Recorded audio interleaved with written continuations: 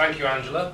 I think it is important to emphasise that the people who were made to suffer through the miscarriages of justice and false prosecution are being continued to make to suffer from relatively mild, if you don't mind saying, things like not having your passport and they won't give you your passport back, to much more serious things like not giving your child back or actually not providing compensation 3 years after the event. We will be having a photo opportunity on College Green by 12:30. We'll definitely be there at 12:30, probably earlier for those who don't know that.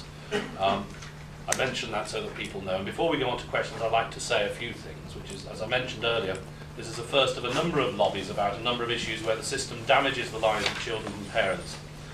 We have issues like children in care are not necessarily safe. If you look at what happened in Bristol, that's a good example. And we have to ask, why are some allowed to be prostitutes and others are not allowed to cook toast for each other?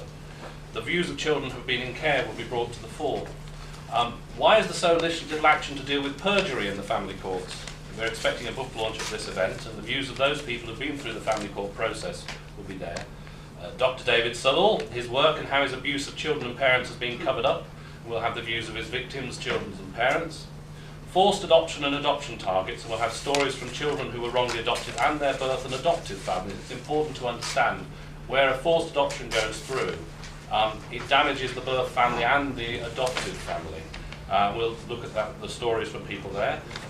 There are views of social workers who see that social work is changing to baby broking.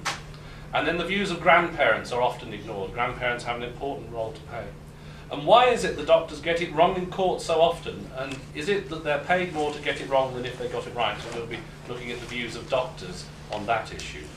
So if anyone's got any questions, if you will have them specifically to any member of the panel, then that person will answer. Otherwise, we'll find out who feels best to answer it. So moving on to questions, yes. Hi, I'm Emily. I'm from the Press Association. To Angela, I know you've touched on what the foundation is going to be doing, but could you just elaborate a little on how important it is to provide a support network for people who've gone through this? It's very important because I know from my own experience when I was actually in prison and before when I was awaiting trial, that I actually thought that I was probably the only person in the land that was going through this, okay?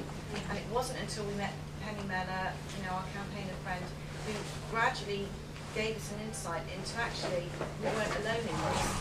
So therefore, if a person or a family perhaps is on a low income or anything like that, they can't afford to say go to the court of appeal or whatever courtroom thing needs to be done, then we can help them with that. But also, most importantly, we can give them the emotional backing that they need, because we are people that have been through the system and we can help them and support them. And I have met a few families when we did a demo outside the Court of Appeal a couple of years ago. And because you've been through that system, you have common ground, if you like, Okay. Okay. Any questions? Yes? Matthew George, Western Daily Press. You talked about the need for legislation.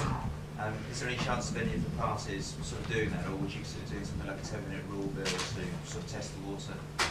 It's probably best for me. I think one of the issues here is actually to make it clear to people that these issues are not being resolved. We were hoping that the government were moving towards legislation on opening up the family courts. There have been reports of them backtracking on that. I think in all three parties you will find strong support for more openness and more scrutiny. On the back of the sheet of paper on everyone's desk, or chair rather, there are a list of early day motions that have already been tabled in respect of these things. And I think if the government look to be backtracking on the issue of openness in the family courts, I think there'll be a lot of pressure put on them on that issue. But we will be continuing, like for instance, I asked a question which was answered yesterday about which minister is responsible for assessing whether or not systematic miscarriages of justice occurring in the family courts. And the government said, not me, Gov, which isn't a good answer. I think the government have to accept responsibility for making sure that things happen properly in the family courts. They can't just pass it to the judges to be dealt with in secret. That's completely wrong. We, in the widest sense, will be campaigning very hard to keep the pressure on the government to behave here. I don't think it's something that can wait till the next general election. It should have been sorted out years ago, and it needs to be sorted out now.